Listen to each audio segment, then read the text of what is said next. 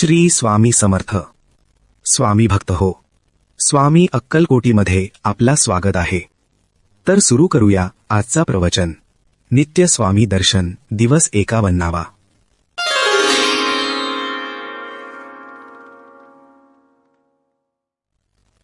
स्वामींचे नित्य दर्शन घेऊन अन्नप्रसादाचे ताट स्वामींपुढे ठेवणारा तो सेवेकरी वृद्ध झाला होता. आपण निपुत्रिक आहोत याचे त्याला परम दुःख होते. एकदा तो स्वामींना म्हणाला, मला पुत्र नाही, मी आणि माझी पत्नी खूप दुःखी आहोत. स्वामी, आमच्यावर आपण कृपा करावी. स्वामींनी त्या सेवेकऱ्याकडे पाहत एकच वाक्य म्हटले, तुम्हाला मुलगा होईल, परंतु तो लवकर जाईल. त्यापेक्षा इंद्रिय निग्रह करून परमेश्वरी सेवेत दंग राहणे चांगले. त्या वृद्ध दाम्पत्याला आनंद झाला की स्वामी कृपेने आपल्याला मुलगा होईल. तो अल्पवयीन आहे का याचा त्या दोघांनी विचारच केला नाही. थोडे महिने गेले. सेवेकऱ्याची स्वामी दर्शनाची ओढ दिवसेंदिवस वाढतच होती. त्या सेवेकऱ्याला स्वामी कृपेने पुत्र झाला. दोघांना अत्यानंद झाला. सेवेकरी रोज अन्नप्रसादाचे ताट स्वामींपुढे जे ठेवत होता त्याचे ते फळ आहे अशी लोकांची समजूत झाली. आश्चर्य म्हणजे सेवेकऱ्याला ज्या दिवशी पुत्र झाला त्या दिवशी स्वामी अदृश्य झाले. स्वामी कुठे गेले हे कुणालाच कळेना. सेवेकऱ्याला वाईट वाटले. अन्नप्रसादाचे ताट स्वामींपुढे ठेवण्याचा त्याचा जो नित्यक्रम होता त्यात मात्र अजिबात खंड पडला नाही. आश्चर्य एकाच गोष्टीचे होते की रात्री कोणीतरी येऊन ते ताट फस्त करून जायचे. एकंदर अन्नग्रहणावरून ते ताट कोणी पिशाच्च तर फस्त करीत नाही ना अशी शंका सेवेकऱ्याच्या मनात आली.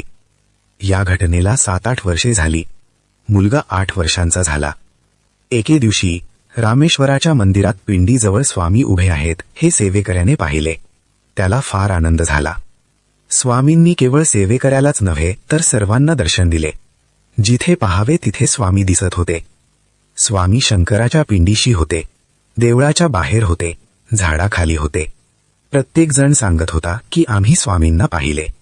संपूर्ण रामेश्वरभर स्वामी एकाच वेळी अनेक ठिकाणी प्रकट झाले होते.